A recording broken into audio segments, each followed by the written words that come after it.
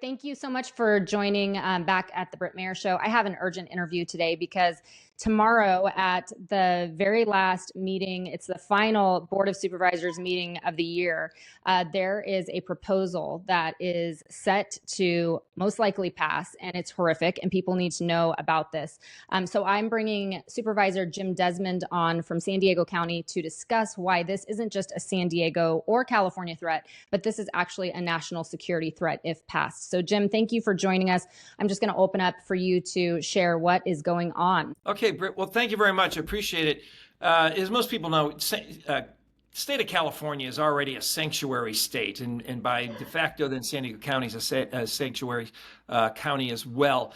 And in the current sanctuary laws, which I disagree with, however, there is a carve out. There's a carve out for people that have committed crimes, pretty heinous crimes of rape or child abuse or burglary or assault or gang related offenses or firearm related offenses. Those people are carved out of our current sanctuary laws to where local law enforcement, once they've convicted somebody and arrested them and they're in jail, at that point in time, currently, they can report them or tell ICE, Immigration and Customs Enforcement, that this person here is here illegally, they committed these crimes, and then hand them over to ICE, or to ICE either interview or whatever ICE is going to do, maybe deport them or not. Also, if somebody's going to be let out of jail and they've committed some of these heinous crimes, our local law enforcement is able to let ICE know. What was being proposed tomorrow at our Board of Supervisors meetings is to take this carve out of these crimes that are really pretty bad. The firearm, the gang, the rape, the child endangerment. They're taking that out to where now our local law enforcement cannot automatically contact ICE, let them know they're here, or let them know that they're going to be being let out. And so this, and realize this is a group of people that have been tried, committed, and in the jails. And so that would allow or hinder the hands of our local law enforcement from turning them over to ICE. And essentially then what may happen, and unfortunately has happened throughout the country, is if people get back out, they're criminals, they get back out into our communities, they make it less safe. And whenever we sever ties between local law enforcement agencies or any law enforcement agencies, it really makes us less safe. Right now, we're able to communicate and work with ICE on these criminals, but this what's being proposed is there's another layer that we have to jump through, or another hoop to jump through, in order to be able to release these people to ICE. So to me, this is another hindrance, and I think really makes our community and our country less safe.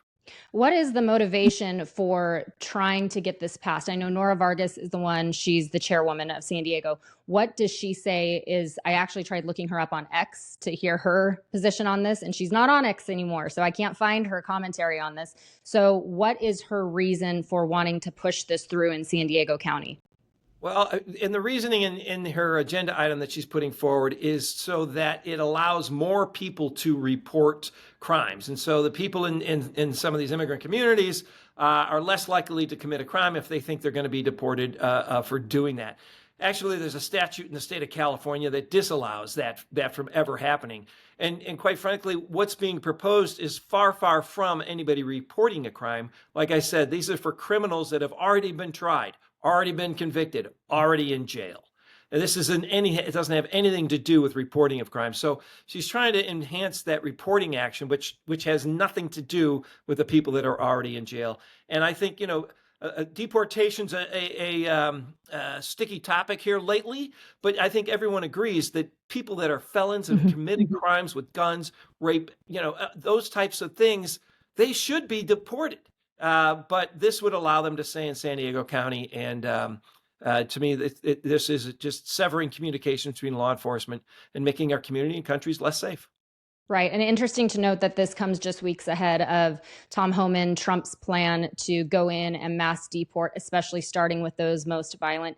How can people follow this and get involved? Because obviously with the sitting board right now, 2-5, it's likely to pass, which is highly concerning. But I also believe in public pressure. We've seen it happen in the past where it has worked. So how can people pressure against this from passing tomorrow on Tuesday? Contact my office at supervisorjimdesmond.com. And Supervisor Jim Desmond, DESMOND.com will get you the information if you want to call in and be heard, or if you want to show up. We can help you through that process, but it's going to be, we have 40 items on tomorrow's agenda. This is item number 29, so it may be a few hours into the meeting, but hang in there. This is worth fighting for. Last thing I want to say just in regards to this and where we started is that this isn't just a San Diego specific topic. If this passes, because we've seen so many come in through San Diego, we're over 130,000 since last October in San Diego.